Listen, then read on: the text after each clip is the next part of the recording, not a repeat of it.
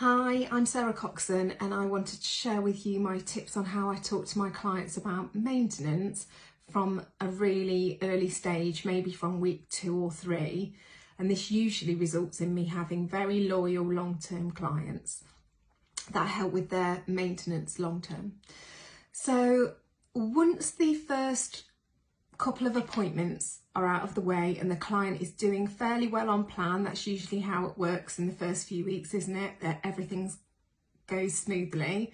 And then, you haven't necessarily got a great deal to talk about in the appointments. You can end up just filling the time talking about rubbish if you're not careful. So I try to use that time to start to sow the seed of what long-term maintenance looks like. So I thought I'd give you some practical tips on it, exactly what I say, and then maybe you could, tweak it for you if you think it could work. So I would start off by asking them what maintenance long-term looks like for them. And before they start to give me an answer, I'll put some suggestions forward to them of how different people might want to manage the maintenance. So obviously, in a perfect world, if we didn't have all-inclusive holidays, we didn't have wine, we didn't have meals out, then, we'd all be doing a bit like just step 6, wouldn't we? But sometimes that's just not realistic.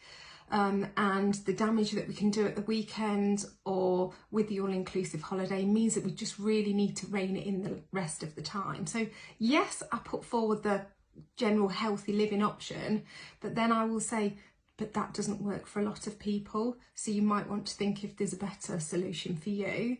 And then I'll say, some of my clients will do step 2 Monday to Friday and then do more of what they want at the weekend, eat sort of less consciously at the weekend.